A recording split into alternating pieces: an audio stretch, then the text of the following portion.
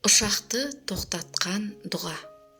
Пәкістандық дәрігер Ишан Хусейни медицина саласында жасаған ерек еңбегі үшін марапат алуға халықаралық бір конференцияға бара жатқан еді. Ұшаққа отырады, бірақ ауа райы күрт өзгеріп, найзағай ойнағандықтан ұшақ ең жақын жердегі әуежайға қонуға мәжбүр болады. Бұдан кейінгі ұшақ 16 сағаттан соң ұшатын еді. Ызалы түрде ол конференцияға міндетті түрде баруым керек. 16 сағат күте алмаймын, дейді ашуға мінген дәрігер. Әуежай қызметкерлері баратын қаласы 6 сағаттық жерде екенін айтып, қаласа машина жалдап бара алатынын айтты. Хусейни осыған қуанып асығыс жолға шығады.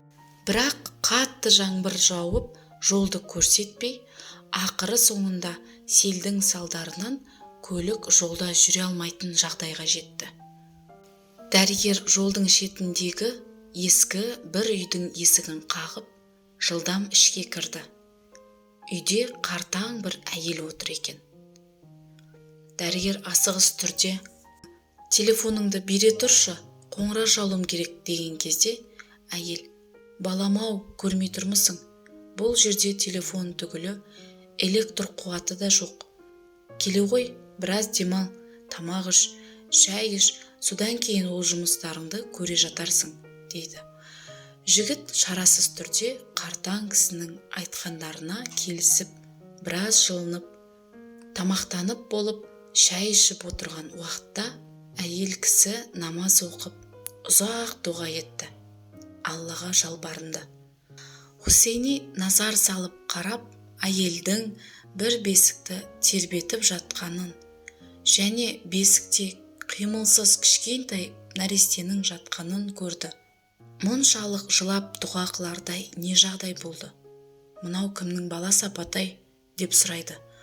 Қартаң әйел: «Бұл анасынан да, әкесінен де жетім қалған немерем. Ауыр дерті бар. Жақын маңайдағы ешбір дәрігер емін таба алмады. Ишан Хусейни деген дәрігер бар екен. Емін тек сол біледі» дейді. Бірақ ол өте алыста. Оған жету үшін бірнеше күн жол жүру керек. Шарасыздан Алла бұл сәбидің дертін жеңілдетіп, шипа берсін деп Аллаға дұға қылудамын. Сол сәтте дәрігер Хусейни көз жасына ерік берген еді. Екі бетін жас жуған күйі: «Тұр апатай, Алла сенің дұғаңды қабыл қылды. Сенің дұғаң көкке найзағай ойнатып, ұшақты жерге қондырды. Аспаннан жаңбыр жауғызып, жер жүзін селге айналдырып, мені сізге алып келді» деген екен. Алла құлдарына қалағанын осылайша береді. Бүкіл жолдар жабылып қалған болса да, көктерді жаратқан Аллаға сыйын. Әр нәрсенің шешуі дұға.